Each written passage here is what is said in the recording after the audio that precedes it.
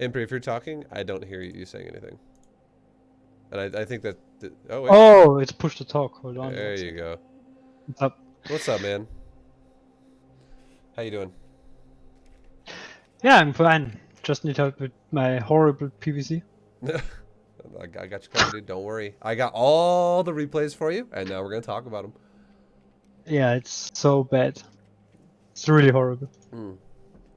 So I have one replay with my build that I actually have won, and we can talk about it, what we can refine, or I play against you, and we talk about that, or I show you a replay where I lost. As long as you get, as long as you have a game that represents you like really well, we can do a replay. But if you're like, I don't have any good replays that represent me, I want to, you know, do a new game live right now, we could also do that. It's really up to you. I mean, either way, we're gonna definitely be talking about a lot of shit here. About how to fix your problemos. But yeah.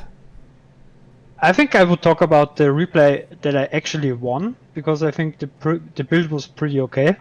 Okay. Yeah, we can check the time after that. All right, sounds good. I'll.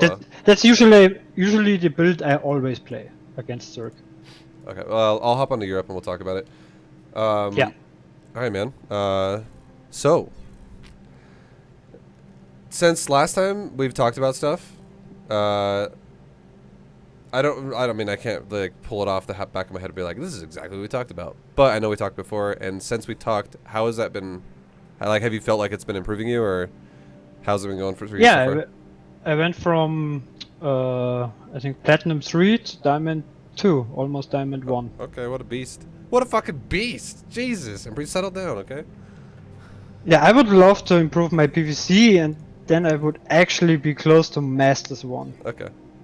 Well, we'll definitely help you fine tune what you're doing. All right, so I'm on Europe now, and I see you. There you go. Boom, easy. Okay. Another 100. Build yourself a zealot. All right. I need to open the replay and White watch House with mouse. others, right? Yeah, you do. That's just as long as it's of the current patch, it'll work. White House mouse, thank you for Yeah, it's the bits, current dude. patch.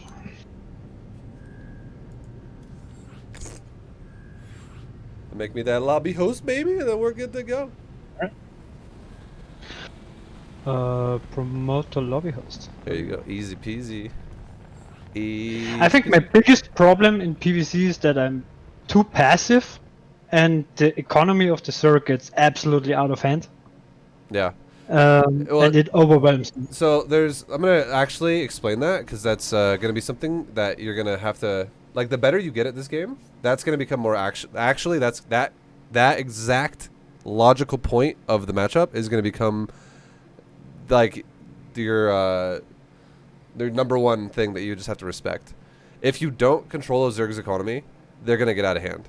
That is going to be a thing, and it's basically. It also really comes down to how your build is operated as well, and if your build is basically like sorry, 1 second. This thing's talking. I'm afraid I cannot play the sub tournament because I think I cannot commit to an all-nighter. But here's my present for your sub goal. Thank you. Congrats. Thank you, General Duke. I appreciate you, man. Much love, and I will miss you, man. Thank you. Appreciate it. Much love. Okay, so the thing about your build, Impri, is you have to figure out what you want to do. Do you want to open up aggressive, or do you want to open up defensive and be very greedy yourself? You can actually play the matchup both ways. The more traditional standard way to play it that most people do is the aggressive way, like where you harass, you harass into like expansions, you harass into tech, you do timings. The reason why this is so popular and why people do this a lot is because you have access to recall. And recall allows you to overcommit your army to kill workers and then recall out of there if it comes to that. Or also you can possibly just like disengage with like force fields and shit like that. So yeah, there are like, I would say, yeah, it's more popular to do traditional harasses, which again you can play either way, but you will always have to do something to either be greedy yourself or throttle the Zerg, otherwise you're gonna die. That's always gonna happen. I think my playstyle is insanely defensive. That's good. That's fine. That works. That's fine. My build is also pretty defensive. I like to max out and then go. Okay. That's what I usually do. Okay. So Well, make sure your build's not like running into problems anywhere.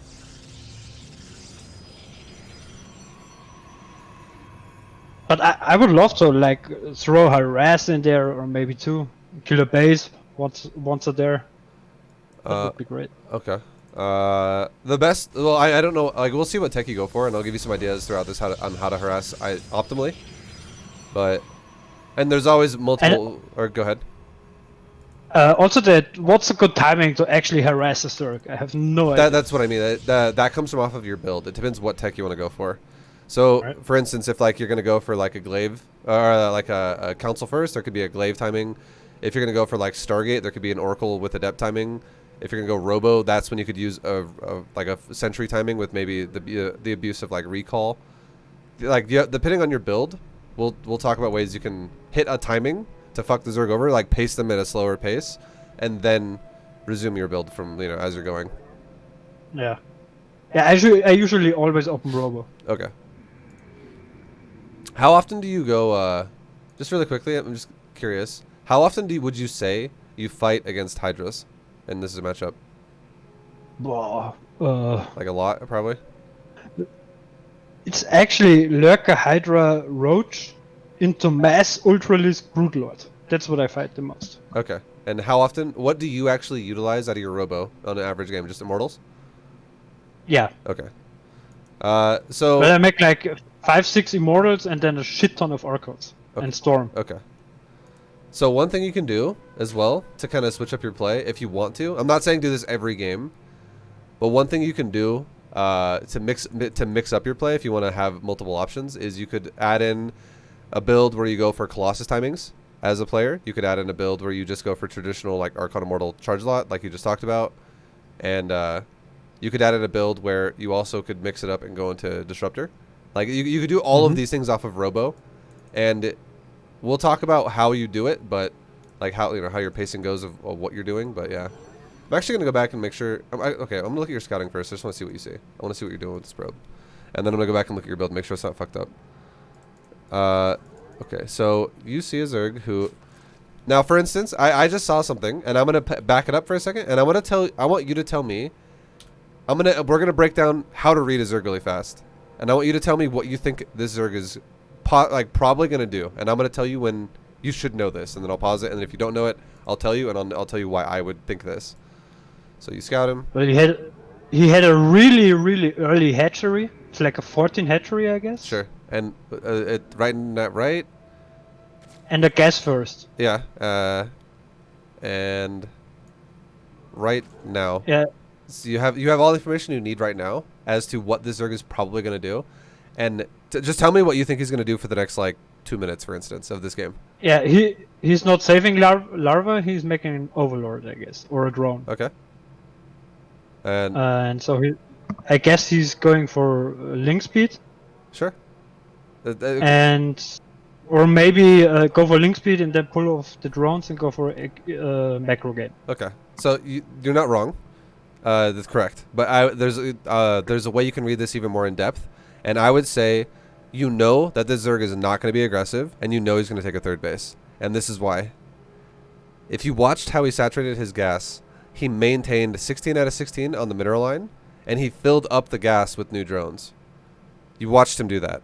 And because he did it that way, it means he's not prioritizing Zerg link speed. His link speed now is going to be like 15 seconds late, or like maybe like around 15 seconds late, as opposed to if he just ripped the drones off the mineral line and saturated that gas right away and then had the new drones filled back in the mineral line that was now missing, which would mean he would have more gas faster that way, less minerals to take a third with, and he'd have the ability to do a timing on you faster. So link speed right now is no longer really that much of a threat. It is going to eventually exist, but it's not being rushed and like crazy.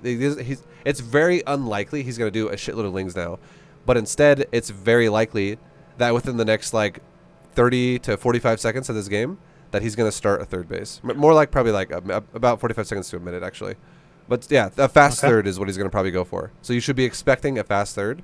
So your build automatically right now should be looking at a way to go, all right, well, how do I want to abuse a Zerg that's going to go for, like how can I abuse this player who's now going to prioritize a third base and just defensive play? Like, what can I do? And the ways, there's two things you can do. Number one is you could abuse this guy with tech if you wanted to try. Like, you could just be like, well, I'll just play conservative with tech. And if your plan was to go for, like, an oracle or whatever, you know, like a depth timing, this doesn't really, like, that is always a solid option. That's never really a bad option no matter what, okay? That's always just a decent option. But one thing you could do as well is you might be able to go, well, if he's going to have less gas priority and he's going to have more of a mineral priority and I know he's going to go for a third and he's most likely going to drone, then chances are a little higher now that I could do something like follow up my natural with a little bit of a faster third. And I'm not telling you to take it now. I'm just telling you that you probably could take it at a greedier stage. So if your build normally takes a third at like 440 or something, you could probably take it at like 420 instead. And you could like cut a corner basically. If you wanted to read this as a way to go, Zerg is most likely going to be defensive now. Because he probably is. The chances are high. If he would go link flood, he would probably prioritize the gas much earlier, right? Yes. Now, here's the thing though. He still could do a 3-base link flood if he wanted to, because at that point he will already have speed. And that could happen. But for the early game, the early setup for you, you don't have to play as safe now. Like, for instance, something like, let's just say this. Let's say you're the kind of guy that every single game you go for a core and then a second gateway right next to it. Like a second building gateway. And you're like, I want to make sure I'm walled. And then you, like, make a zealot. Or like, I know you're not making one now. But let's just say that's what you did every game because you were fucking paranoid about link speed. And, like, lings flooding in your base. Well, now you should know this is not happening. Like, if he goes for speedlings, at the earliest, he's not going to have them until, like, 3:30 at this point now. Like, it's going to be very late. Or, like, maybe, like, 3:40. It's going to be super late. All right, now let's go back to your build. And your wall's a bit fucked up, and I'll give you an idea how to fix that. Yeah, I know. I put a pylon there. Put the second pylon there. The way you should always try to do it, though, is you actually corner gapped your gateway core, which is the biggest problem of all. What you should do all the time is when you build a wall, always build your gateway against the wall like you did, and then always build your core against the gateway, and then move it by 1 pixel over. So you overlap a piece of the building to the piece of the building, and then you just space it by 1 gap, and then you can easily connect the other gateway to the other wall easy every single time. But if you just put the core in the middle, like how you did, that wall is going to be very abusable because, like, for instance, if you have one unit sitting in the doorway, he could run past your unit on the sides of your unit because it actually is bigger than it looks.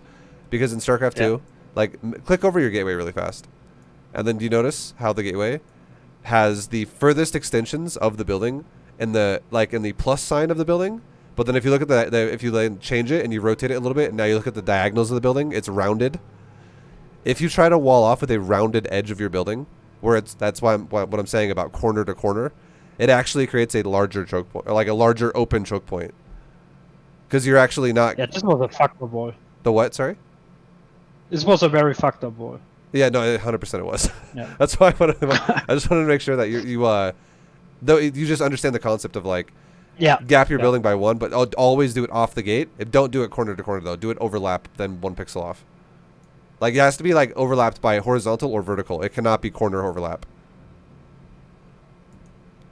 If that makes sense. Yeah. All right.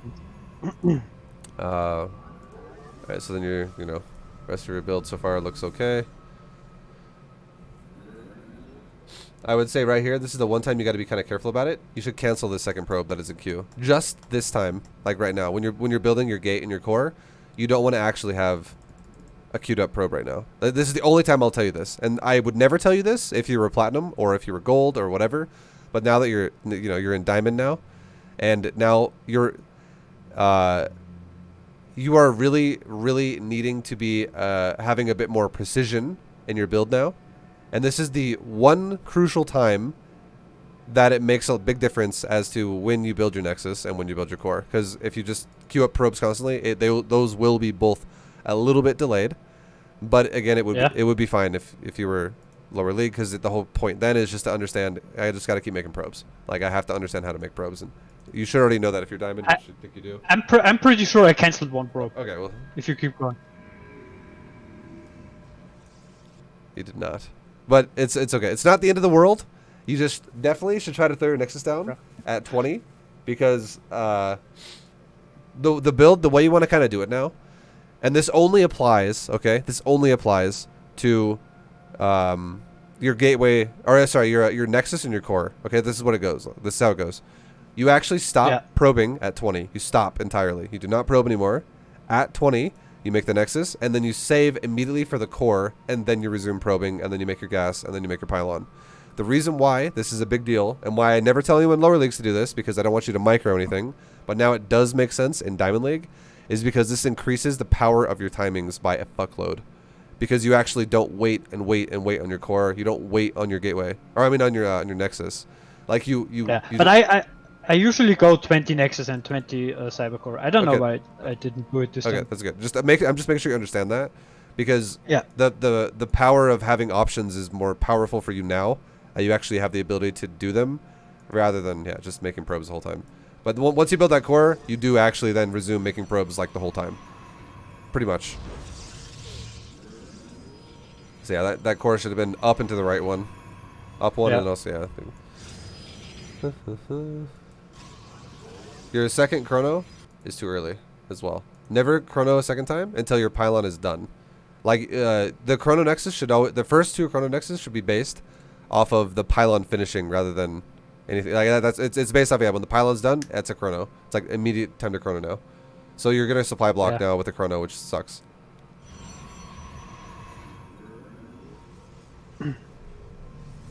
Yeah, that could have been like a full probe right there. Yeah. All right, and then you make a stalker and warp gate, and it's all G. You make a Robo and a second gate.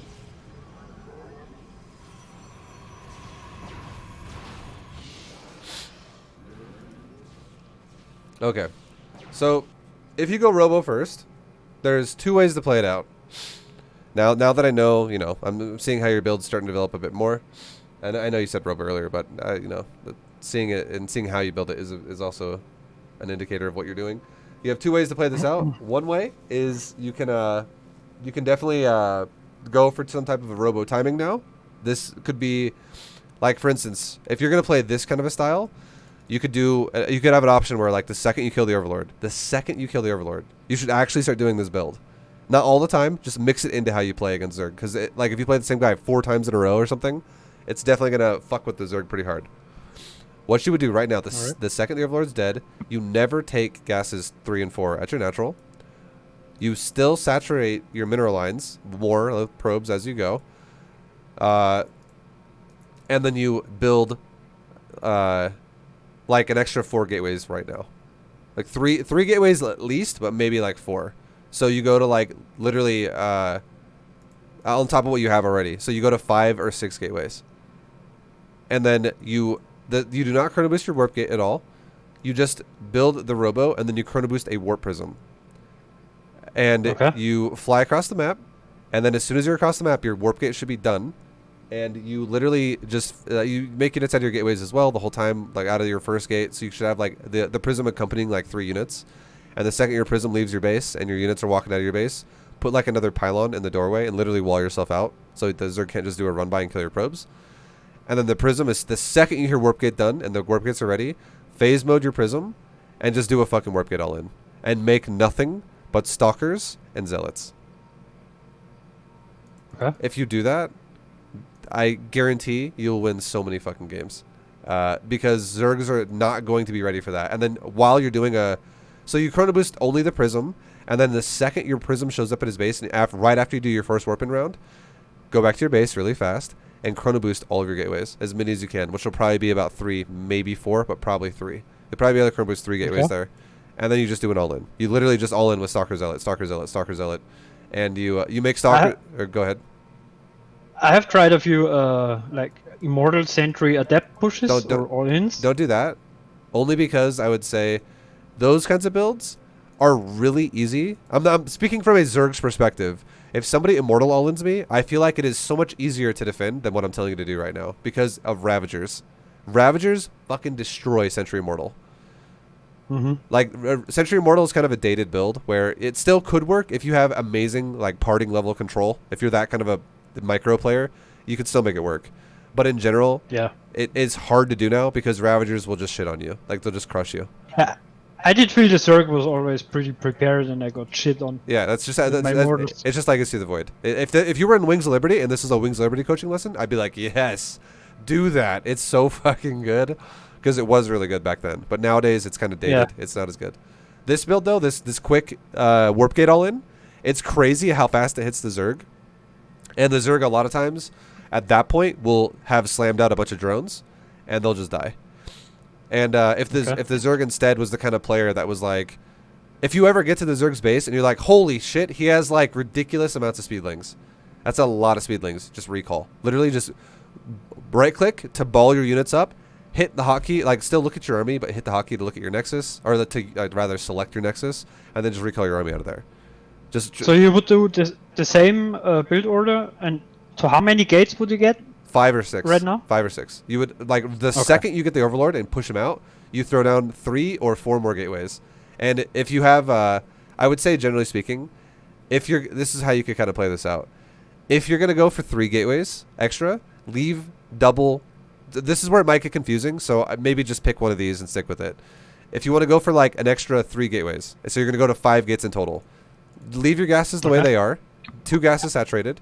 Because you're gonna make a lot of stalkers with it, and like you're gonna go some zealot, lots of stalker, and because you'll be able to afford it this way because stalkers are more expensive, and then you're good to go. If you're gonna go for an extra 4 gates, maybe what you should do is either take one probe off of both gases, or take like all probes off of just one gas entirely. So what I'm trying to say is you stay on 3 or 4 probes mining gas, and then you have a little bit of a faster saturated mineral line at your natural. And now you have a little more money to use, which means you can afford the extra gateway, which means you're going to have a little bit more zealots in your composition. That's about the only difference. So like you could do either one. I would say I would probably say just make your life easy and just pick one. It doesn't have to be super precise. But if you get really good at StarCraft, a great way to read this would be if you see a Zerg going really like for instance, if your probe scout would have seen, oh, look at this Zerg. He pulled his drones off of gas, and he's going to focus really heavy on just Zerglings. He's not prioritizing roaches. Maybe it would be better to do the Zealot version, where you go 6 gates. But if you saw a Zerg just never stop mining gas, and this means he could have access to Banelings, or maybe roaches, maybe it would make sense to go for the Stalker version. Okay. So that's how you could really make a choice there. But it could literally, I'm not going to lie, as a Zerg, you're probably going to fuck a lot of Zergs up with this build just in general. And I'm not also telling you to do it every game. It's just something you should throw at Zerg every once in a while. It's fucking strong. Yeah, of course. And then I don't like all-in. Yeah. Against Zerg, it sometimes is... I don't know. It makes... I need it. What it does as well is if you play against someone, especially over and over and over, and you're like, this guy's always so fucking greedy, it makes Zerg play more paranoid. Because as a Zerg player, if all you ever do is go... drones, and you just never scout shit, and you're like, I'm fine, I can make drones all day. This will kill them. This will make them play a lot safer, and it will throttle how greedy they are, because if they don't do that, they'll die repeatedly. So it's definitely a good tool to have in your kit to like just throw out there every once in a while. And then that's literally the whole build. It's just right now you go, okay, add in 3 or 4 gates, control my gas the way I want to do it, and make my probes all the way to at least like 12 on the mineral line at my natural, and then if you can go to 16, that'd be great. But as long as you get to like 12, you're good to go. And and then it's just not supply blocking. Just don't supply block. Throw your chronos into your gateways and just fly that prism over there and just warp in as often as you can. Just the biggest part about it is do not miss warp ins, because then would you go to the third base of the Zerg or to the main base? I would say go to the Zerg's outmost base and then work your way inwards. And the reason why I would say that's important is because you're going to kill his shit pretty fast, but the last thing you want to have happen is getting surrounded. You do not want to get like, you don't want to have him pull drones, for instance, on one side of you, and then have units on the south side of you that like push you from his other hatchery, and then suddenly he surrounds you, and then now you actually might get overpowered. Because the thing is too, is this build is crazy aggressive for you. So time is actually on your side as well if you get rid of his production. So like for instance, if you kill his hatchery at his third, and then you're going fucking crazy aggressive with 5 or 6 gate at this point, you're essentially, if the Zerg is on 3 hatcheries and you're on 6 gates, it's kind of like a somewhat even match there. But if you eliminate the third hatchery, it's now going to be a lot harder for Zerg to maintain keeping up with you if now he's only on 2 hatcheries and you're on 6 gates. Because you're not just like doing a light harass, you're doing a fucking super aggro hit that might kill the Zerg. It's designed to actually really kill the Zerg. So, yeah, killing a third is definitely a good idea, and then working your way inwards. Alright, sounds good. And then, yeah, from that's all it really is. Just don't supply block, make your units out of gateways as often as you can, and that's the build. And then don't forget to pile and wall yourself out, or wall the Zerg out of your base when you leave your base. Yeah. Alright, now you're going... Okay, so you're going... I actually think your build now, don't really like it as much anymore, and this is why I don't really like it. This council is way too fast, and if you were going to go for a council and a robo paired together this quick, you should have actually gone for a council first. Because right now, the only benefit you have from having both of these buildings so fast is you have the benefit of going for like an adept pressure or a charge lot pressure or something like that. Because defensively, this council doesn't do anything for you right now. Yeah, the council is pretty much just for the High Templars. So I can make a shit ton of Archons. Yeah, I make very early Archons. This is way too fast, in my opinion. Like, tell me why you like Archons for like really fast. Then tell me why you think they're good. I don't know. I feel pretty safe when I make them. What? Like a universal unit for fast muters, for Zerglings. Okay. I would say that's why I make them. I would say Archons are actually the only unit I would actually say is Archons are good against early is Zerglings and Banelings. The reason why is because if the Zerg goes Roaches and you go Archons, you will never have, like, it's so expensive to do that right now. You'll never have enough shit to deal with. You would die to just Roaches. And the other thing is if the Zerg went Muta, you're making it really early, like you're going into the council really fast. And if the Zerg rushed to like 2 base Muta, for instance, you might have an Archon in time to, you know, like it would be like 6 minutes. Which, yeah, I think you could definitely have like 1 or 2 Archons, and the Zerg could have like a few Mutas in your base. Yeah. But if the Zerg just flies around your Archons, he can still kill your probes. Because an Archon is not actually faster than a Muta, and an Archon has to abide by the rules of SimCity. Like, it has to run around your mineral lines. It has to run around your nexus. It has to run up and down the ramp. Also, fuck, I gotta drink of water, dude. I'm sorry. Jesus.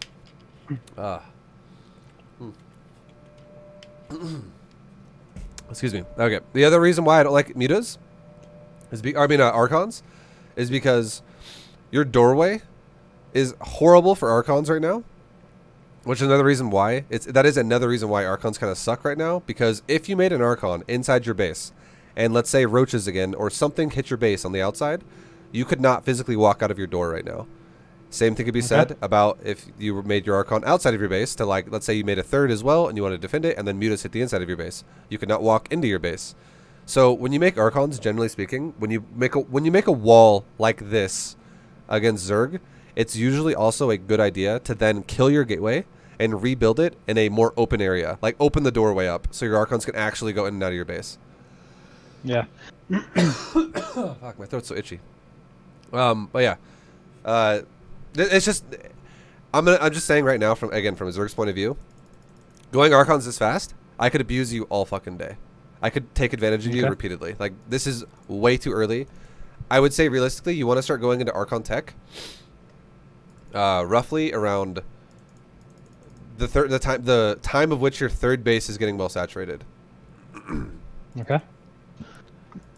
And then, yeah, that'll be well timed. That'll be nicely done for you. What would you make instead? Like more Immortals, more Stalkers, or more Adepts, Sentries? I would definitely say you could make Stalkers and Immortal. Like, the Sentry you have already is great. If you don't want to go for a... if you do not want to do a Sentry pressure, I would say anywhere in the range of 1 to 3.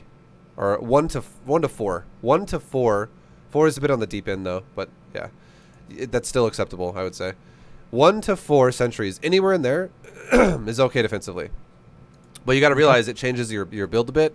So if you're going to make a lot of sentries, if you're going to go to like 3, 4 sentries, that means that you're going to have the ability to have force fields more often.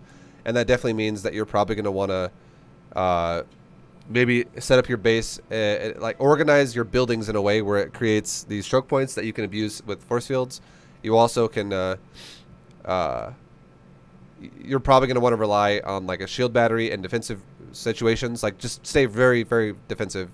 This is going to happen either way, but it's the point I'm trying to make here is it's really about your positioning. You'd never want to expose yourself ever. You got to be really careful about tucking your units back, because if you ever get caught with sentries, you're going to die. Like, they're really good if they're used properly, but they're really bad if used improperly. Yeah. So if you're not super confident and like just constantly making sentries work really well for you, maybe just make one and call it a day. You don't actually need to go crazy sentries for now. If you're going to go for a Robo this fast and start going into like Immortals. I think Immortals are a great idea. They're fine. And I would say if you want to make your life easier and just rely more on like brute force units rather than sentries, because you're not going to do anything too aggressive anyways, maybe just make like two sentries and call it a day. I think if you go down to like the route to like 4, it's going to put a little bit too much pressure on it, and if you fuck up once with your sentries, it will cost you the game. So 2 still gives you the option to have a couple force fields whenever a fight does happen, and it also gives you the option to throw a scout at the Zerg's base about once every minute or so, to be like, I would say the only thing you should be worried about is like, is the Zerg rushing Mutalisk? Because if he is, I got a problem if I only have Immortals and you know stuff like that. Yeah. Then you can react before it happens. Yeah.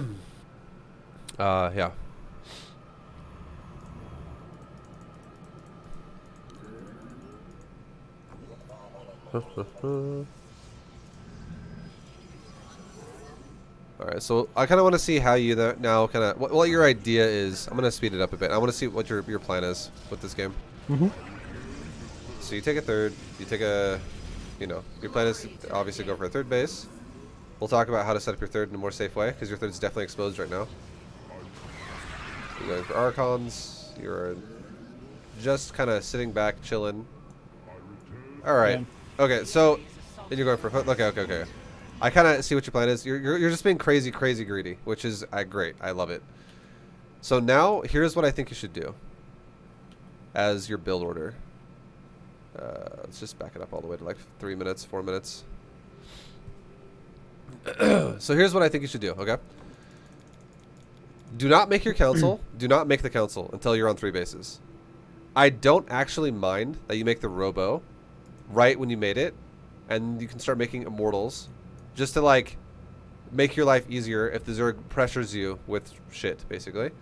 And you can go 2-gate Robo for now. And then I definitely, since we're going to play a really defensive style, I really definitely would say make 2 sentries. Definitely make 2, and I want you to start scouting with hallucinations. Like whenever like about once every minute. Okay? And then what this is going to do for you is, again, the only thing you should be afraid of if you play this way is mutas. This will allow you to see how fast the Zerg is taking a layer. This will allow you to see how many gas the Zerg takes. And this will allow you to see, you know, the more gas he takes, the more, and the faster he rushes the layer, the more likely it's going to be a Spire. And then eventually, if you do see a Spire, you can then react to a Spire. If you see a Spire while it's under construction,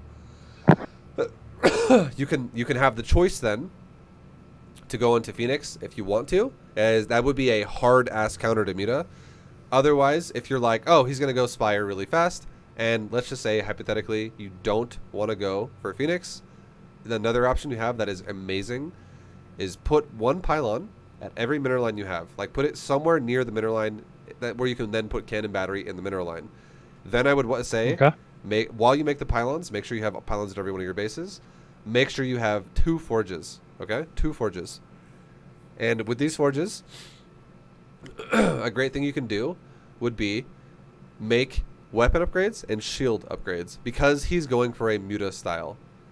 This would help a lot at dealing with the initial harass of mutas, and it would make it to where it's really easy for you to never get slowed down by mutas harassing your probes and shit like that. Because all you'd have to do then, is leave all of your Immortal and your Sentry and like half of your Stalkers at the front of your base, in case he goes for a shitload of Lings, or maybe like he switches into Roaches or whatever. And then the other half of your Stalkers you make, so if you have like, you know, let's say you have like 20 Stalkers, you could leave like 10 in the main and 10 in the third. You know, Disc, thank you very much for the raid, man. Much love. Welcome, everybody. You could leave like 10 and 10 at your third and your main base. Okay. And then it would, if you have cannon battery with shield upgrade and stalker there, if your opponent rushes mutas, which is what this build would be vulnerable to, suddenly mutas early don't matter at all anymore. They don't do shit. Yeah. Then you could take your 4th base, do the exact same thing, set it up that way, and then you'd have this moment where once now you have like a 3rd and a 4th going, you could now start, you could stop at like a good healthy stalker count, and you can now start adding in archons with it too, and then you could do a timing once you're like 160 plus supply to Zerg, because if the Zerg goes mutas, and if you also shut the Zerg down from doing damage with mutas, the Zerg is not in a good spot. Zerg definitely wants to do damage with mutas if they rush mutas. That's just how it goes. So if you could react to it by going Phoenix, that'd be amazing. But if you don't have enough time and you want to do this cannon stalker route, that would also be fine. Because the whole point is... Yeah, it seems... Oh, go ahead. It seems the stalker play is coming back to PvZ, actually. Yeah, it's not bad. Like Stalker play is not bad. But they suck against Hydras. Well, it's not entirely true if you use something to support Stalker. So if you use a AoE unit to support Stalker, suddenly Stalkers are actually damage absorbing front lines that just they take hits really well, and they buy things like Disruptors, Colossus, or maybe even Storm time to do damage, which is what actually fucking destroys Hydras. Okay. But yeah, I'm not telling you to just go mass blink Stalkers or just mass no blink Stalkers against Hydras. Like that's gonna suck for you. But you're not, and you're also not going mass Stalkers either. You're just making a good healthy amount of Stalkers. Like again, we're talking like 20 Stalkers early on in the game, and you could also get blink with it so that you could punish mutas when they fly around your base, and you're pairing it with battery cannon if you don't want to go for Stargate, which is fine. You could do either one, because if you have no intentions of playing aggressive and you scout a Zerg who's going to play a high aggro style, you could 100% get away with, if you scout it with the Sentry, which is what we're talking about doing as well, which is why you know this, you could 100% get away with a premeditated reaction against muta with cannon battery stalker, and Zerg flies around your base and goes, oh fuck, stalkers are everywhere, I can't really do damage here. And then if he goes for Immortal, Ling Bane, or Roaches, Ravagers, or Ling Bane, or whatever with it, your Immortal and your Sentry and your other stalkers at your other side of your base, because you're not having just one set of stalkers sit in one spot, you're splitting it, and you're always having it paired with cannon battery. You could easily hold, if he goes muta crazy really early, he's not going to have a ridiculously large ground army. You could easily hold your other side of your base, especially if you pair it with a couple force fields, especially with like Immortals paired with it. And then all this is doing for you is you're trying to set up a powerful economy. So then once you get then to the point to where now you're ready to go for like Archons, then you could move out. And when you move out with Archons, then I would say the best thing you could do would be maybe to add on like an extra like maybe cannon or two per middle line, and maybe like one more battery. And the reason why is because the one thing you'd be vulnerable to then is a counterattack. And probably the best thing you could do then too, and once you have the access to Archons, if you're going to be the guy who goes from, which I think what you're going to do is you're going to go for the phase of, you're going to open up like Stalker, Sentry, Immortal.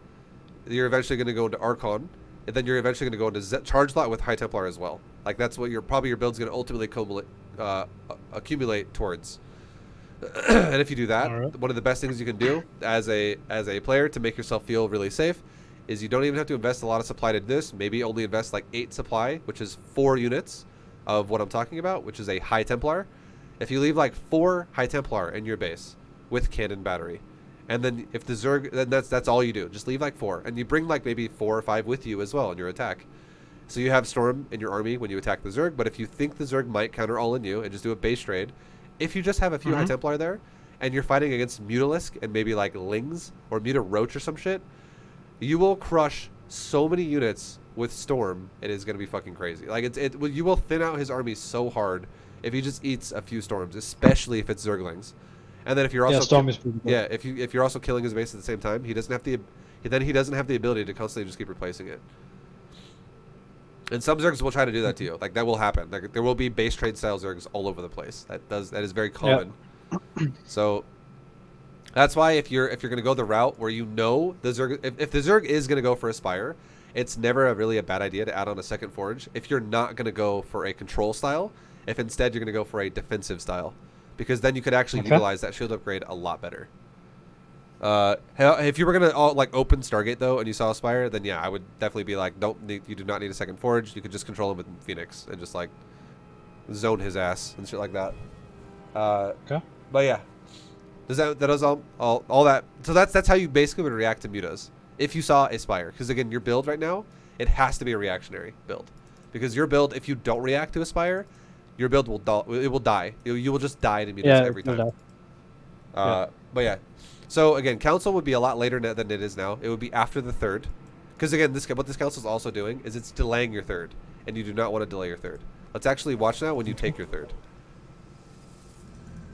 Yeah, I'm pretty paranoid about roach pushes and circling pushes and whatever. So another thing you're not doing, which you should be doing, which will help you a lot, is you're not utilizing shield battery. And if you actually made a shield battery around the time, like let's say you make a stalker, okay, to kill the overlord, and you're you're generating money after the stalker, that would be a good time. Like you make a stalker and your warp gate research, that would be a good time to start a battery. So it's like pretty early after your core. If you make this battery like this keeps you safe from so many versions of Zerg pressure early on that could hit you like now, like before your third sets up. Because if this Zerg were to all in you early in the game, it could be hitting you like right now. But again, if you pay attention to that probe, the scout you had early on with the gas, how you looked at it, you know that's probably not going to happen. So you could delay your battery maybe like an extra like 20 seconds or something, because you probably would be fine. But if you just squeeze in a battery into your build right around the time when you're making your first couple stalkers, another time to make it that would be good is you could make it paired with, every time I make a sentry, I make a battery. If I see the Zerg expanded like normal, when I make my second gateway unit, I make a battery. That would be a perfectly timed battery. That would be perfect every time, versus every type of a Zerg who could all in you, but they still opened with the hatchery first. That'd be perfect. And then you'd have a battery right now, and you'd have the ability to overcharge it with your Nexus if you got all in, and you'd be great. What are the signs I need to look for when I scout the Zerg? Like, what indicates that he's going for There's two things. Yeah, all in. There's two things. Number one, if the Zerg doesn't saturate his gas really fast, or if he does saturate his gas really fast, that is a sign that he might be all in. The second sign is if you look at the Zerg when he has queens, the second he has queens, if you go look at the front of his base with an adept, with a probe, with whatever the fuck you want to look at, if you're not making adepts, you can just use a probe. Look at what he does with his first energy at his natural. If he makes a creep tumor, he is most likely not going to all in you. If he does not make a creep tumor and he injects, doesn't mean he is going to all in you, but it could mean that he's going to have the chances are higher now. The way the Zerg uses their larva is like the way they use their queen energy is a big tell. Because if they don't give a fuck about creep spread right away, it means they probably don't care about defense right away. It means they probably care about attacking you. Because not spreading your creep and making drones is pretty shitty. It's not good for Zerg, because it means your drones are way more vulnerable now. Okay. Especially the only time it would ever make sense if you're like, okay, he went for an eject vibe and he also prioritized his gas really fast, but he's not all in.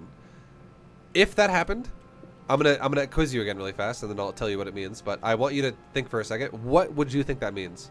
So again, he takes really fast gas, which looks kind of maybe all in-y, but then he also goes for an eject, which again looks kind of like down the road of maybe doing an all in, but he does not attack you. What do you think he's doing then? Maybe he's going for a faster Roach Warrant and faster Evo Chamber. I would say he's going for tech. Like, it would make sense. Like, it doesn't make sense if he doesn't attack you that he's making units.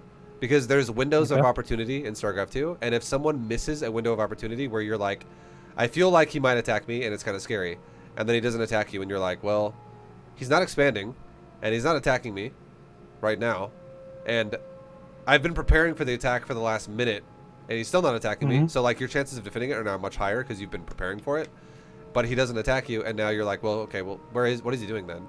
This is when a lot of players that don't understand this concept, they start freaking out, and they're like, well, now I just don't know what to do. I'm confused, and I'm freaking out.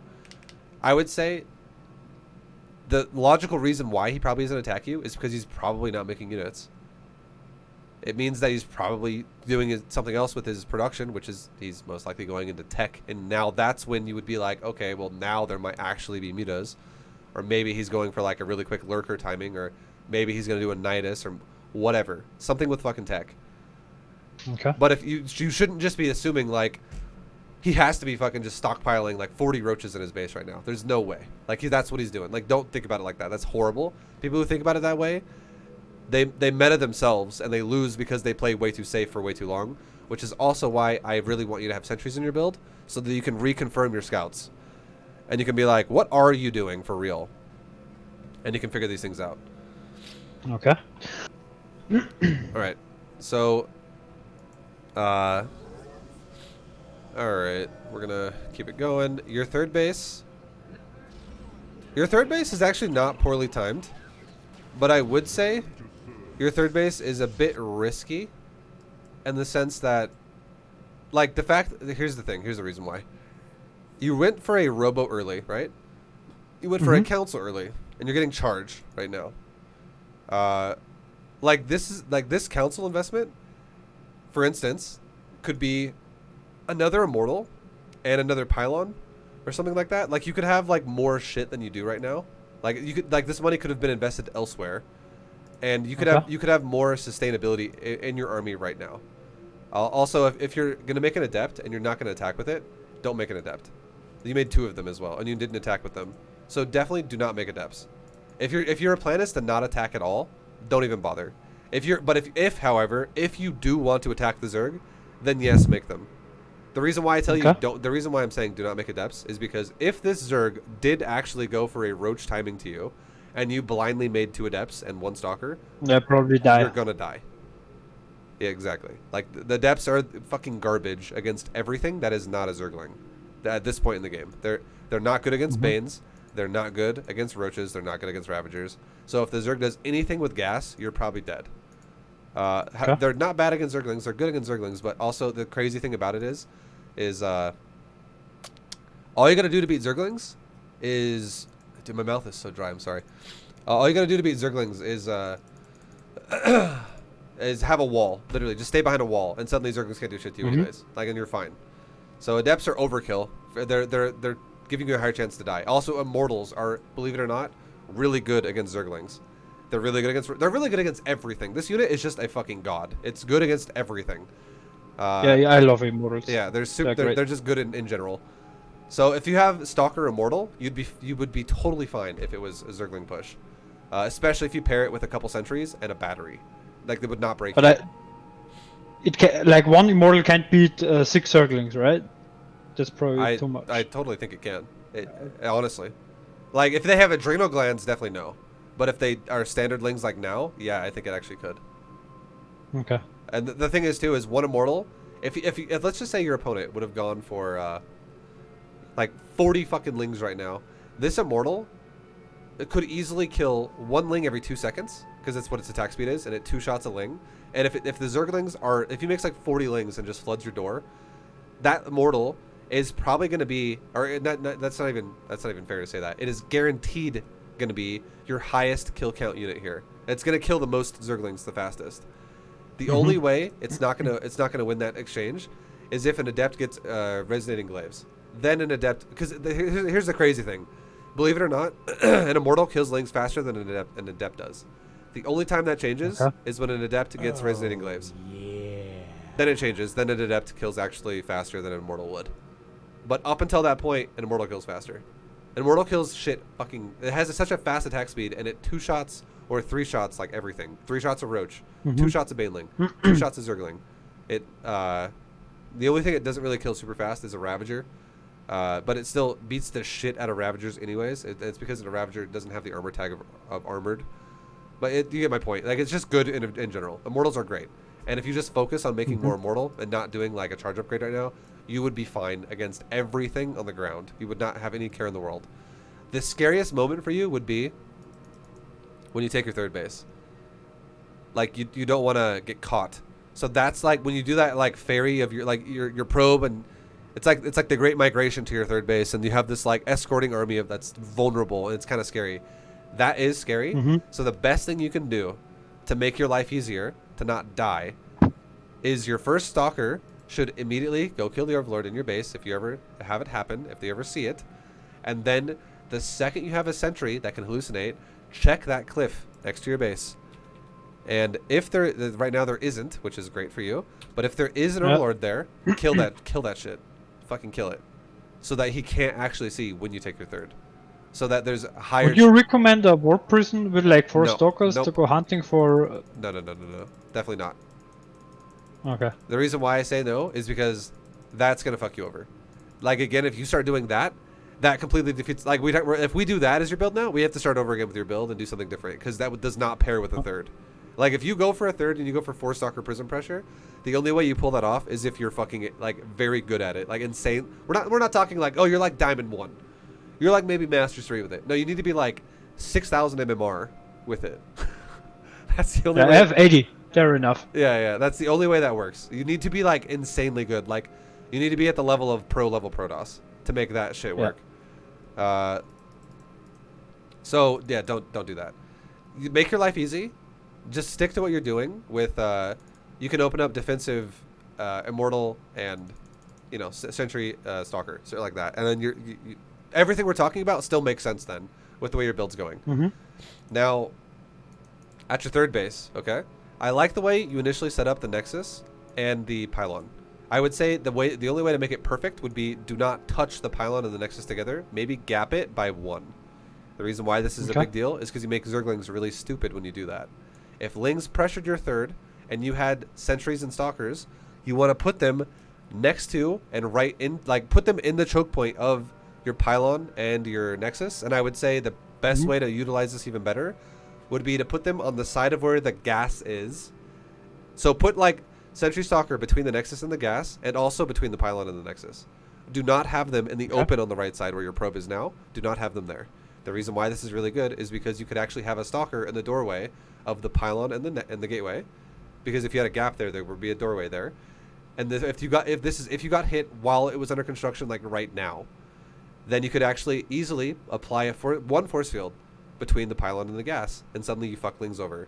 You could apply a second force field between the gas and the cliff, and you fuck Lings over if they try to do a run by and wrap around the gas. Now you suddenly cut them off doing that too.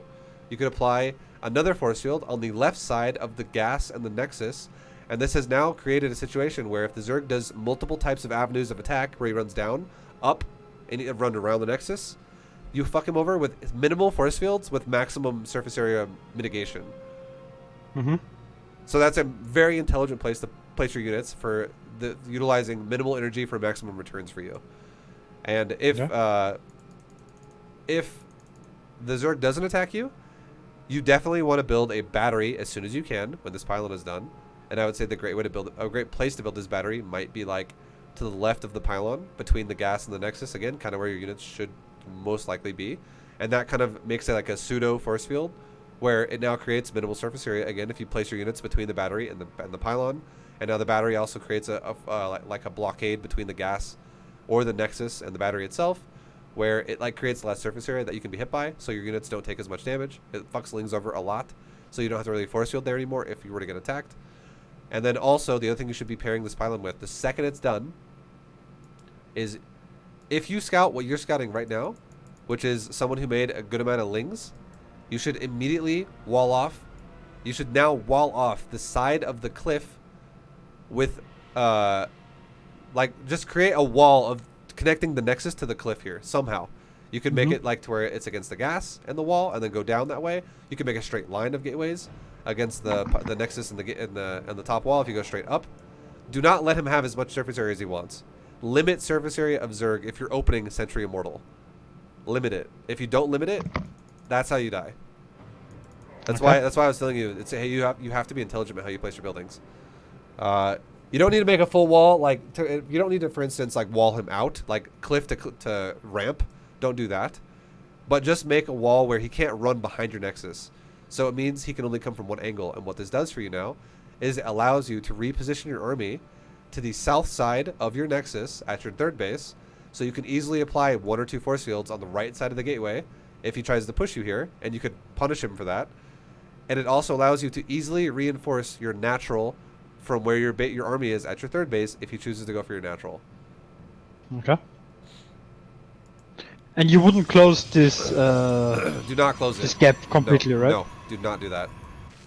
You do not want to have your gateways walled off, and the reason why is because number one, it kind of fucks you over from taking fourth base if you want to go north with it.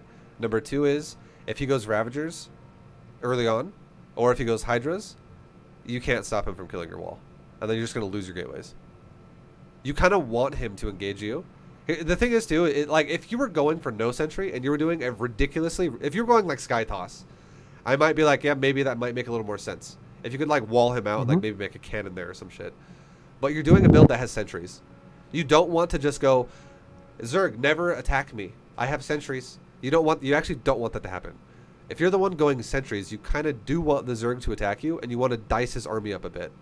Like, you would prefer him to walk into you and then cut off 75% of his army and kill the 25% that's now trapped with you. You want that to happen. You don't want to fully wall him out. Because if you fully wall him out and that's your whole wall, the second he kills your wall, which you can't stop him from doing if he just makes Ravagers, now it's all open, and now instead of only like 1 or 2 force fields, and you zone him out, now you need to have like 3 or 4, because he opened the entire wall. You know what I mean? Okay. Because if he tries to open your wall when you have not a full wall, you can still poke him every time he pokes you, and then you can back up and he backs up, or he charges into you and that's when you dice him up. All right.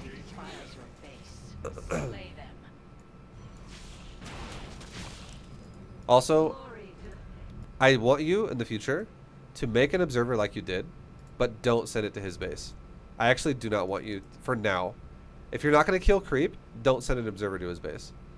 The reason why is because it's unlikely that this will happen to you, but I mean I want you to get in the habit of using hallucinated Phoenix Scouts anyways, which you already are doing, which is good. But I want you to get in the habit of being able to read a Zerg without having to just stare at it all the time. And the second thing is I want you to be safer versus, like, for instance, what if this Zerg went for a quicker lurker timing and maybe you didn't realize it, maybe you didn't see it, maybe that we're at like 7 minutes and you still only have this one observer. I just don't want you to get in the habit of making one observer and just leaving it here forever. Like, you can do this later on if you're going to do a build that makes multiple observers, which is not so reliant on the Robo to keep you alive. The only reason why I don't want you to make multiple observers right now is because your build is very greedy and it's very reliant on the immortals to keep you alive. Like, if you don't, if you just make observer, and he does the timing, you're going to die. So you have to make immortal. Yeah, I usually put one observer there because that's usually the spot where they have the main army. I agree with you. So I see when he moves out. I agree with you. I think that is very true. That's fine. And if you really want to, I would say that I would be okay with this, but I want you to realize that if you do this, the only way I think this is acceptable is if you throw multiple chrono boosts at your Robo. Okay, you need to chrono boost your Robo multiple times if you do this. You could open this way, make an immortal first. Always make an immortal first in case you get all in, because if you get all in while you're making an immortal, it tells you, okay, let's make more immortals. Do not make an observer first, because if you get all in while making an observer, it's not a very long build time unit, but still it means your mortal is going to be delayed. And if this build is very reliant on immortals, it's like literally your whole foundation of your build of not dying. So you can make an immortal first. If you don't get all in by the time it pops out, you can make 2 observers, 2, and then go back to making immortals. And if you do 2 observers, I want you to chrono boost your Robo like twice in a row. Okay. And you can leave 1 where it is now, and then you can have 1 with your army. I want you to have 1 with your army though, because this I don't want you to get in the habit of never having an observer with your army, and then if the Zerg does, like, for instance, a burrow move roaches or like our lurker timing, and you're like, oh fuck, burrow move just went to my base and I didn't even know that was even happening. Like that. You should be able to read that kind of shit in the future. I don't expect you to be able to read it right now, but for now, I want you to be playing safer, because it's just, again, this is too early for that shit to happen anyways. But if we go to like 7 minutes and you still don't have, like 6-7 minutes and you still don't have an observer with your army, it could then happen. It actually could happen then, and that could actually cost you a game. That could be like, well, fuck. Yeah, What's up? I once died to a lurker drop. Yeah, no, that's what I mean. Like, if you have to play a little. This shit is ridiculous. Yeah, you have to play safer because you want to make sure you have that shit with your army. So yeah, it's if you make observers, you can do what you did. Make 2 though, and make sure you chrono boost it. Okay. And yeah, your SimCity of your natural is very important. Like I said, it's super, super, super important. Yeah, so let's see how you're making gateways in the main. Don't ever do this. Yeah. Yeah, make that shit at your third. There should be, right now, there should be like 3 gateways being made at your third. Because it takes 3 gateways to fully seal that pile into the Nexus. I made these 3 gates, I think, but later in the game. Yeah, yeah. You should do it now. Because right now, like that Ling run by that's happening right now, it's not going to do anything because you're here. But for instance, if you had saturated your third with probes, and those were Banes mixed in with Lings, that's fucking scary as shit. Like, you could lose your probes. Yeah.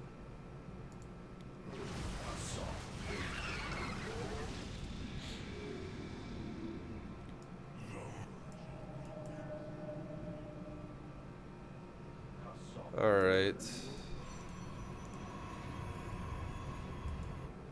And then you could still be making Archons now, like you are. Like look at how late you made an Archon. You made 1 Archon so far, and you made it at the point when you already have a saturated third. Like that's why I'm saying this council was so. And how many charge lots do you have? You have 0 zealots, but you prioritized charge, and you delayed your third for that. And you delayed immortal. You have 1 immortal as well, or rather, you have 2. You opened Robo. You opened Robo, and you have 2 immortals right now. That is not enough. So, like, your build could just be cleaned up for the ways we talked about earlier. Like, you don't make the you make the core, or rather the council and the forge at the same time, but you make those once you already have probes on the third. Maybe you have like 8 probes on the third. That's when you would want to take it, and then you go into immortals later. You go into Archons later, and you can still make Archons like you are now when you're getting ready to take your 4th base. This would be perfect. Okay. And yeah, it's gonna make your build flow a lot faster. Because your build. Yeah, I'm the kind of guy like, oh, I have a Twilight Council, might as well get an upgrade from it. The fact that you got charge is totally fine, but the fact that you built the council like 3 minutes before you needed it was the part that I don't like. Like, you should actually get, like, if you scouted Spire, you should get Blink, and if you scout no Spire and you scout what looks like Roaches, Lings, shit like that, you should definitely get charge. I agree with that. The second your council's done, that's totally fine. And then the second you start making Archons, you could start making Zealots. But by now, the thing I don't like at all is I don't like the fact that at 7 minutes almost, you only have 2 Stalkers and 2 Immortals. That is fucking really bad. Okay. You should die to a lot of things right now. You should have like maybe like 4 Immortals right now, and like 10 Stalkers right now. Okay.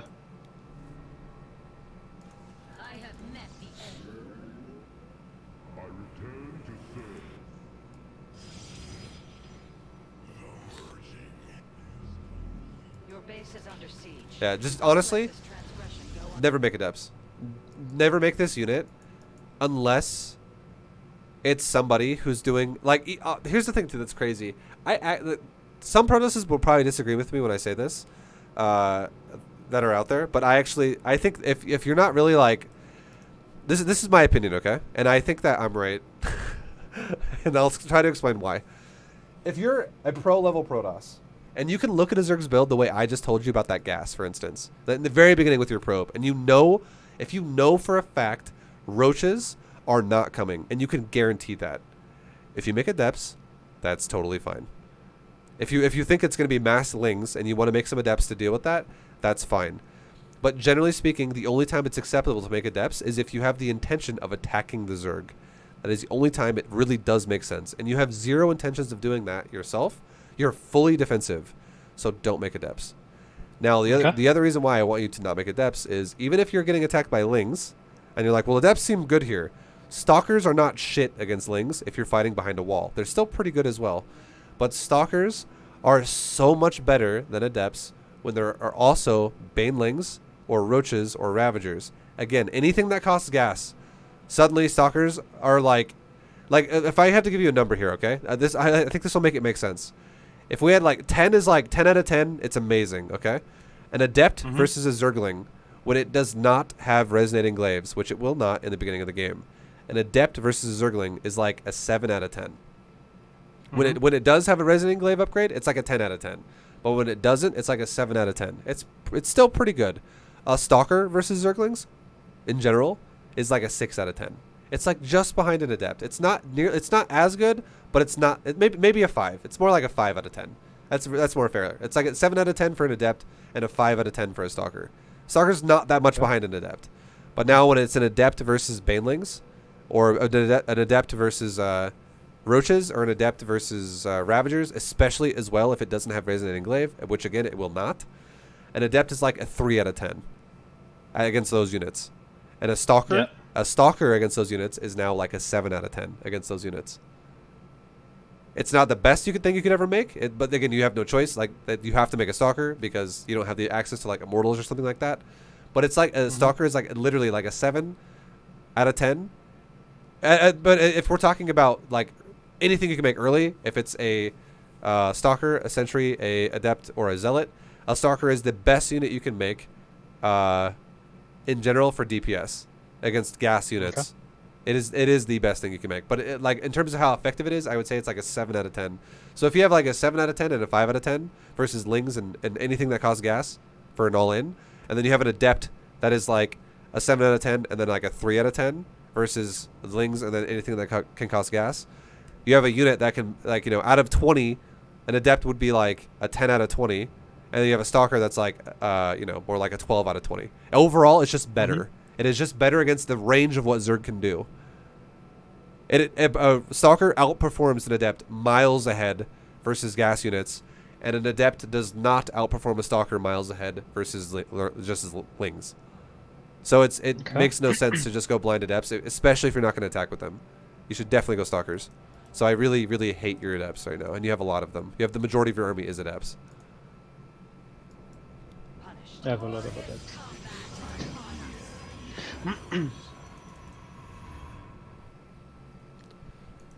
Mineral field exhausted.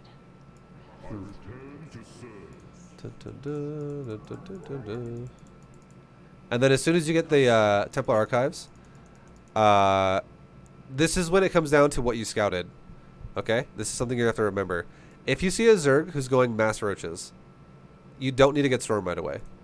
You could still eventually get it, but maybe initially spend all your gas on getting Immortals as fast as you can, and making make sure you have a decent Stalker count, and then you can go to like charge the Archon. That'd be more important, and then you could eventually go to Storm later.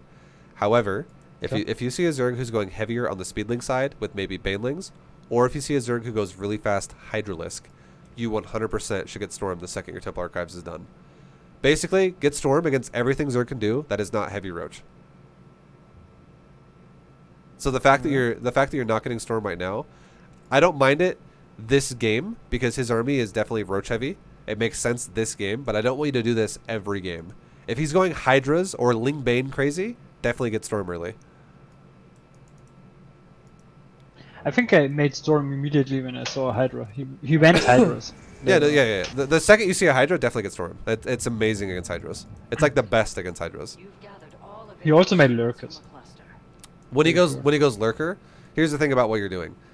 Lurkers are really about how you engage rather than what you're doing with your units. The fact that you're going Archon Immortal is actually not bad against Lurkers.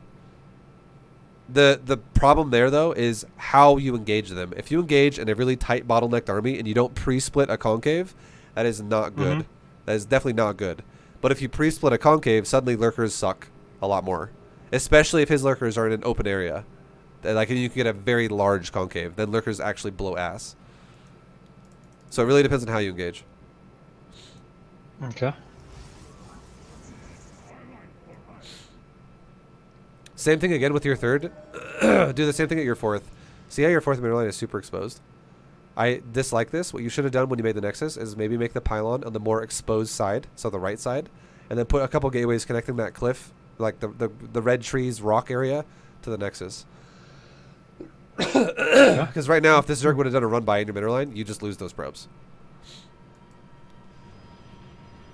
But if you have, the gateways kind of covering the opening of the side, you could actually guard those probes long enough to where it buys you time to run. Like, look at this. Right here, perfect. Perfect example. Your probes are all dying. That wouldn't have happened. Yeah, that would not have happened if you had gateways there.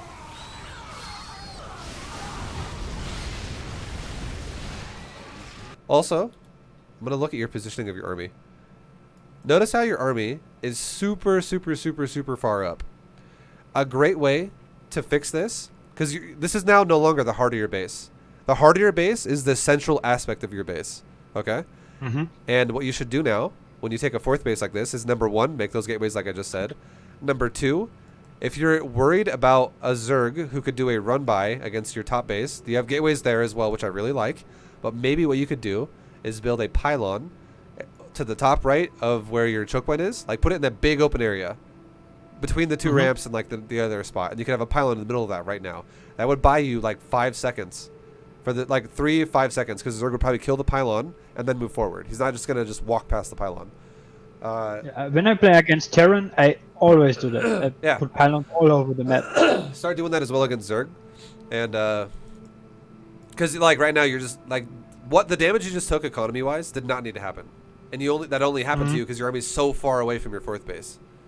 So if you put the pylon there, you could actually put your army, like, more in the middle of your opening in front of your natural, in that big open area. You could have your army there, and it could reinforce the top base or the bottom base while he smacks the sides of your gateways before he actually kills your probes and before he kills the nexus. So that was you know, a bit of a blunder there for you, because shit like that costs you the game. Because, like, look at, like, he's attacking you at 9:07 and you're already moving there, so you reacted pretty fast. Like, you moved out like the second he started attacking you, but you're so far away that he still was able to pick the nexus off. Yeah, and then if that happened, if he engaged you and you crushed him like that and you didn't lose that nexus, this would be the perfect time to move out. The fact that you lost that nexus, and if you do move out now, I would say it's still maybe not the worst, but it is now maybe a bit risky though, because like maybe if you do move out, I would say probably the best thing you could do now would be maybe have the focus of, like, maybe killing creep. Don't just dive into the heart of his base and try to kill him. Maybe kill the edge of his base and run away. Like, don't expect to win the game Until now, what was the, like, harass timings for a charge lot to run by? Don't even do that. Your build is not set up for that. Like, if you're going to do charge lot run-bys, you do that when you're maxed out and you're setting up big in-game fights. You don't do that early game. Like, your build, I want to let you know this. If you go Robo first, this is why I spent time talking to you about this.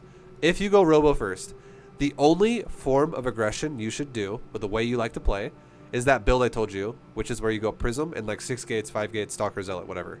That's the only thing you should do that's aggressive is that. That's it. Okay. If you don't do that, you don't attack. You play defensive until you have Storm, Archon, Immortal Charge Lot, and then you go. And then that's when you go. Okay. Yeah. Like, because if you just do random fucking Charge Lot run-bys at, like, 9-10 minutes at, like, 140 supply, you're never going to beat good Zergs doing that, ever. You'll never beat them. You only want to do Charge Lot run-bys when you force reactions out of Zerg. For instance, if you have a big fat fucking army in his 4th base, and the Zerg has to defend that, and you do, like, a 10 Zealot run-by at his 3rd base at the same time. And now the Zerg's like, fuck, okay, he's multi-pronging me. You don't have to even micro those Zealots at that point because you're forcing a reaction at his other base. Okay. Just don't throw random Zealots around the map when nothing's going on, though, because they just throw away units.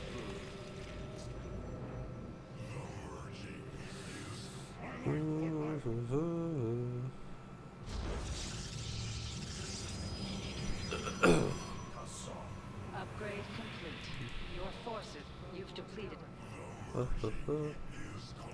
Okay, and then yeah, I would say the one thing I've noticed a lot this game is you've lost 0 mortals and you're at almost 11 minutes and you only have 5, and you have 2 robos now as well. Okay. Your robo uptime needs to be improved, so definitely work on that. Like, that's something that you definitely want to fix. I would personally, this is something I like, and you don't have to do this if you don't want to, but I personally think this helps. I like it a lot. I like putting my robos and my gateways together. And the reason why I like doing this is because it takes nothing to hit tab and make immortals. It's super fucking easy. Like, if you hit, like, 5 tab immortal, then you're done. But what it does do is every time you hit 5, you get to look at your gateway cooldown, and you also get to look at your immortal uptime. You get your refreshers in your buildings as to, like, if your shit's being produced properly, without having to physically How many immortals should I aim for? Like 10? Yeah. When I'm maxed like out? double digits. Yeah. You want to know what your perfect army actually is? your perfect army, you have 0 zealots. That's a perfect army for you. Mm-hmm. So if you could have a perfect army of Immortal, Archon, Templar, or like a ground army, perfect army for you would be something along the lines of like 6 Templar for Storm, like 10 Archons, and like 14 Immortals. That would be a god army. That would be like, holy shit, this is scary. And then behind that, you could have maybe a Prism with it, or whatever. And then you could have the second units start, like your Archons start popping, mass Zealots, just fucking mass Zealots to reinforce. Mm-hmm. Okay. And then, because what Zealots are going to do is it is the fastest unit you can make that will reinforce to repower your front line. So as it dies, it gets reinforced really fast. Because if you just if your front line of Archons died, and then you were like, you know what I'm going to do? I'm going to make Templars again, and then I'm going to make Archons again, and then I'm going to go attack. Like, your Immortals are going to then be in the fight by themselves for a long time, and they have a chance to get overpowered. But if you make Zealots... That's what I usually do versus Terran. I just reinforce with... I have 24 gates in the very late game versus Terran. Yeah. And I make like 24 Zealots at a time. Yeah, they're just hacking and slashing everything. That's good. It's good to... Zealots are a really good reinforce unit. It's just like Zerglings for Zerg. You definitely don't want to have Zerglings in your Death Ball. But if you actually lose parts of your Death Ball, and then you reinforce with massive Zergling, Zerglings suddenly are amazing again at that point. Once the army gets thinned out, Zerglings become better. Same as Zealots are the exact same way. So you definitely don't want to have... You don't want to expect Zealots to always be in your main army. They're just only there most of the time because you don't have enough gas to afford only Archon Zealot. Or, sorry, only Archon Immortal. Like, it takes a long time to get to pure Archon Immortal. So if you can eventually get there, that's amazing. But most of the time you won't because that takes a while to mine that. And then as well, you can win the game most of the time against Zerg off of this composition. And then finally, as I know you've watched many times of me coaching people do other things where if you want to as well, you do have the option playing this style where when you max out, you could also go Sky Toss behind it as a transition. You could, instead of just going only Archon Immortal, you could also go like Zealots into Sky Toss at that point, and then still make trickle on a few Immortals and Archons for a little while, but eventually you could go Sky Toss too. And we don't have to really break that down entirely, but I usually don't go Sky Toss, but when I die to Brutalots, that's suddenly he has like 10-15 Brutalots. Yeah, it's fucking great. So you did the same mistake twice there. Recentralize your army. And one thing you can do too, once you have this amount of supply and you're ready to move out, one thing you could be doing as well is you could be using your sentry, which is full energy right now, and you could make 2 hallucinations at once. And you could go the same thing I've told people all the time in Beta GM: scout the right side, scout the left side, and look for bases. And if you found bases, right now you totally can attack the Zerg. You have a maxed army basically. You're very close. You definitely could be attacking the Zerg right now. And you don't want to wait on it too long. Like when you max, you should go. And if you're gonna go, what you should do as well is you should make cannons and batteries at your bases. Like 2 cannon, 1 battery at each base, and it will help with people who do. I'm gonna do Ling run bys over and over and over. That's all I'm doing. Then that way you don't have to keep turning around your army repeatedly. So yeah, I don't like how your army is kind of like centralized here and like the right side of your base. It's a bit too far over. It's just it's too exposed. And you definitely would. I would say, since your nexus is super exposed, maybe leave like half your army here, and then leave half your army at like your other base. And then do you think double expanding here is like a little bit overkill? No, I think it's fine. The reason why is because your main's running out. That's actually fine. But I do think you should be attacking soon though. Like you should be attacking like now. Okay. And the fact that you're getting attacked again, this is just like this is gonna keep fucking you over, and you're gonna fall further and further behind if you just never make a move here. So I mean, you're doing a decent job being defensive. You definitely kind of missed the beat on where you place your army. But if you fix that, it will, like, you're crushing him every time, though. If you just place your army correctly, you would crush this dude so hard. And then be assertive about how you attack him. Like, if the Zerg throws an army away like that, that right there is a moment to go, all right, let's go. Let's just turn it on. Let's go break his ass now. Because, that's big opportunity for you. Should the Zerg have 3-3 Shibby, what's on up? the Hydra Hi. already Doing now? coaching lesson. How you at doing? 11 minutes? I think you should. Should have 3-3 is what you said? Yeah. No. Right now, no. Dessert. At 11 minutes? Yeah. Yeah, no. That's way too fast. Zerg will probably be 3-3 by like 14 minutes, honestly. Okay. Like, this is way too early. So, yeah, bit much. For you, yeah, like, or sorry, for him, that's just not really possible. That would require him to like rush the ridiculously fast hive. Like 13 minutes, 14 minutes would be like fast 3-3. If he had like an 11-minute fast like 3-3, that would be like he just like took a fucking layer immediately and went 1-1 right away. Like his build would be focused purely on upgrades for that to happen. So it's unrealistic to have it now. And even if he did or didn't, that shouldn't apply to you. You shouldn't care, because weapon upgrades for Protoss kind of cancels out armor upgrades for Zerg. And it's whatever. And also, the fact that you have so much AoE with your army, if you just have a good concave, who cares if he's 3-3 or if he's 0-0? It doesn't really matter. He just kept going Hydra Ling. I mean, yeah, that's fine. It wasn't pretty good composition. That I guess. No, for you want him to go Hydra Ling all game. If he goes Hydra Ling all game and he's able to keep you down to like 130, 140 supply, that's good for you.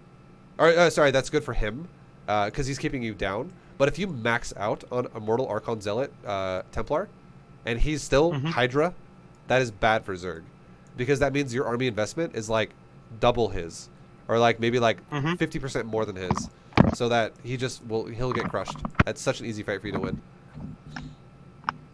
Like, I haven't even seen this fight yet, and you're actually engaging it poorly. I'm not gonna lie. Like, your units are stuck in the doorway here. Yeah, I know. But I honestly I actually think you're still gonna win this fight. That's how strong your army is. This is an awful engagement because you're not having and this is exactly what I'm talking about with having 2 observers. It's coming back to bite you in the ass right now because you have no detection. If he had lurkers, you'd die. If he had Roach Burrow move, like, he could punish you with that too. Lurkers would be the big one though. If he had lurkers here and he just like did a trap on you, you would lose the game right now. But you are not punishing creep at all, which is a big way to fuck Zerg over too. So you're missing a lot of opportunity by not having an observer. But again, even though your army's horribly placed here and he's taking advantage of you as much as he can, one storm on those Hydras and the fight's already over. Yeah, I won the fight. I expect you to win this fight. I'm not gonna lie, the only way you would not win this fight is if you move commanded your army for like 5 seconds after he engaged you, and then half of your army actually died, and you were like, "Oh God, I'm a move command." Oops. I move commanded part of it to actually get out of this. No, that's fine. It's fine. The only thing I'm saying is, like, let's just say you were building probes or something back at your base, looking at forges and shit, and then you look at your army and you're like, "Wow, half my army already died." That's the only way you could lose this, is if you were literally AFK and your army was doing nothing. It was like anti-micro. But if you were just like, yeah, we're gonna watch it now, and I expect you to just crush him here. It's not gonna look very hard. And you didn't even storm there either. You didn't storm either one of your Templar. And your last Templar can't even storm because it doesn't have enough energy yet.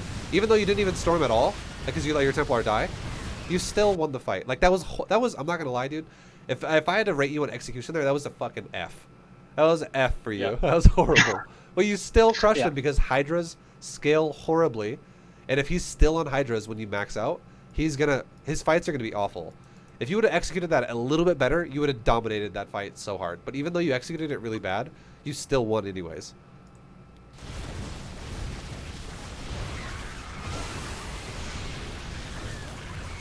And now, this is when you really, really, really want an observer to punish this creep and send it backwards. The fact that you're not killing creep right now is a major missed opportunity for you.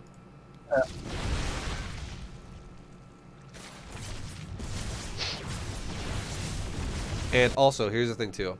I would say right now, because you let that fight go so poorly, and here's the biggest reason why. How many zealots do you have? You have 2 zealots, right? You only have 2. I don't know if I reinforced with them. Well, but like you have more coming. That is true. You have 4 more coming. But even then, 6 zealots.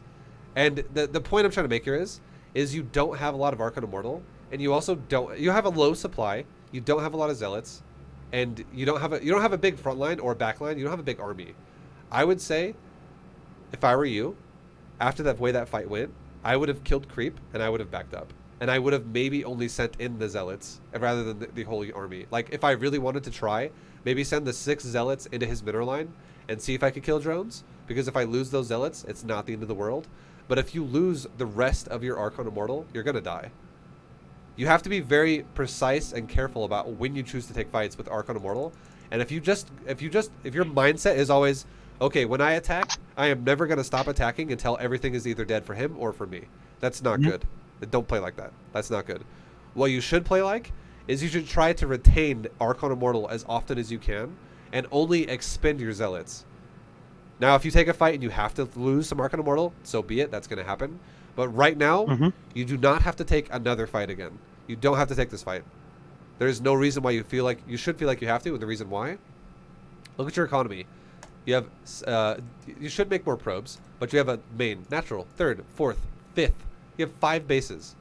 There is no reason why you should feel like you have to all in right now. And if you lose this army, you're putting yourself into an all in, and you're going to lose.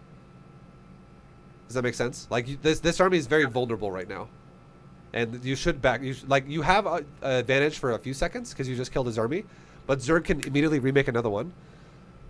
So what I think you should have done, if you had it, is maybe kill the creep and then back off. Because you could definitely kill the creep, and then you could reset that creep spread pretty hard. Maybe you could kill like the creep in the middle, and then go up a path to the top middle a little bit. Like, don't go all the way to the top of the map, but like, you're in the path already where you fought him, and then go up the ramp and go to the left back to your third nexus. And you kill all that creep along back to your third nexus. And you just kill 2 lines of creep for the Zerg. And that takes you... There's no way he can punish you in time for you to do that. That would be a great way to like punish the Zerg indirectly, so that your next attack could be more beneficial. Because why did this first attack go so poorly for you? It's because he had creep spread, and he chose a good location to fight you at. If he's blind in the future, suddenly that doesn't happen. So what I expect now to see, I'm predicting the future here. I think you're going to lose your army because you're going to overcommit it. You don't? Okay. Actually, I think I don't.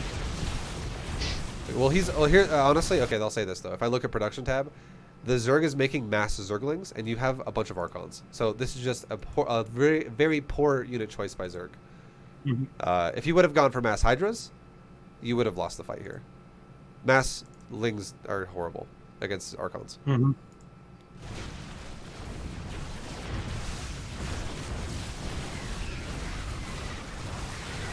Yeah, I don't think he killed like 1 Stalker there.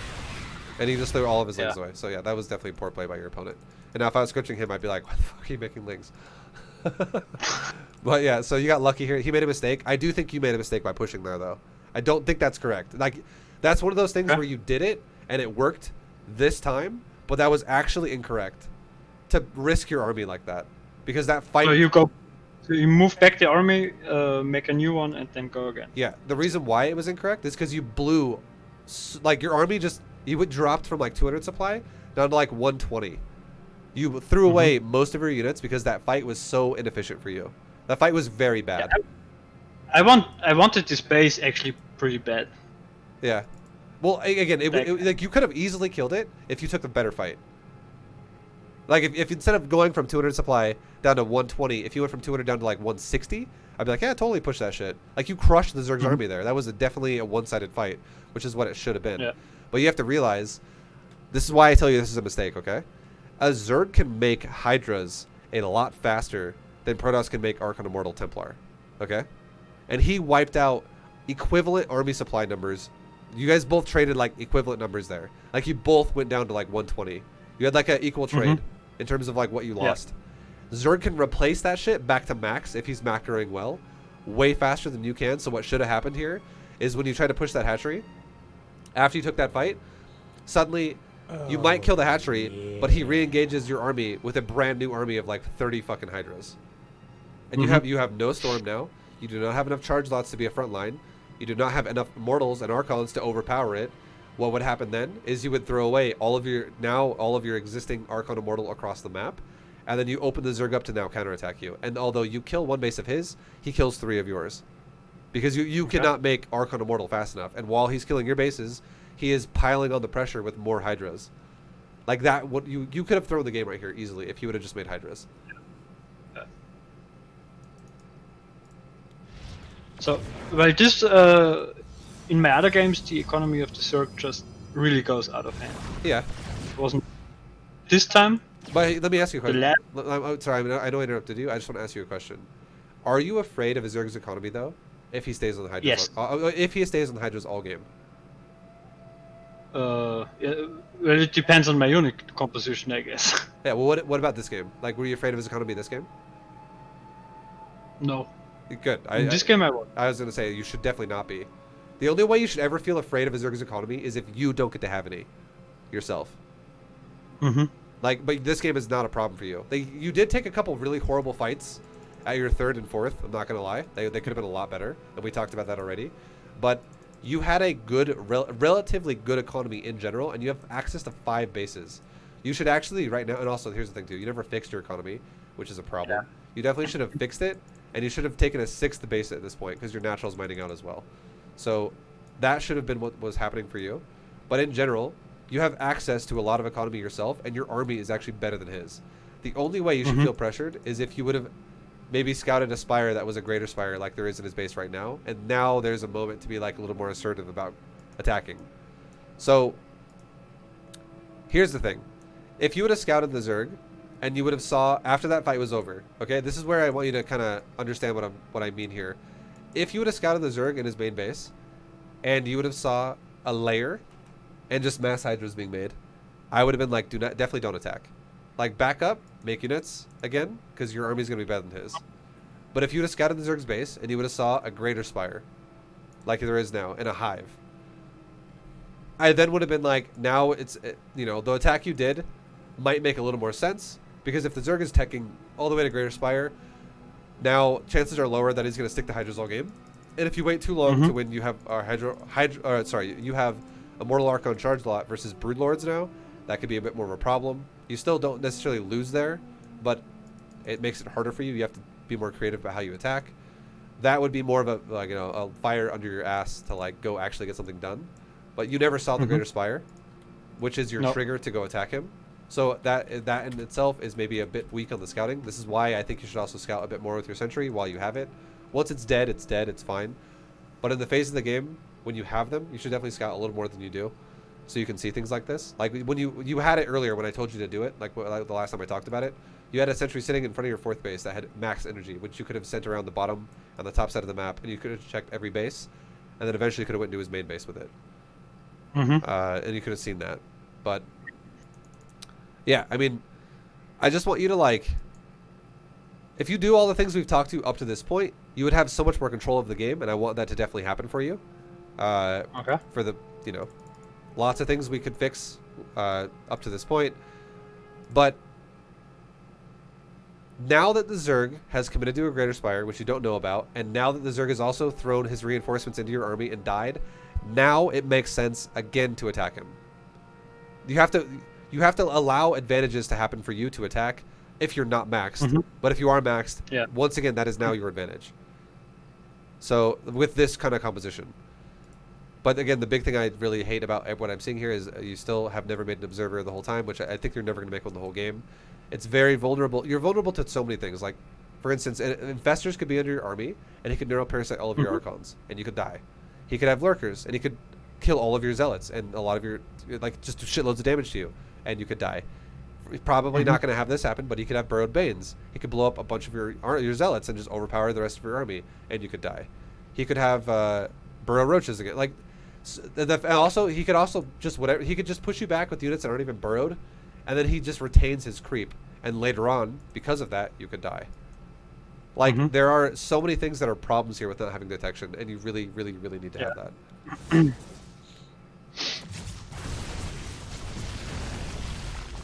But now, you're definitely going to win now because Zerg made a lot of lings, and he's still making lings again.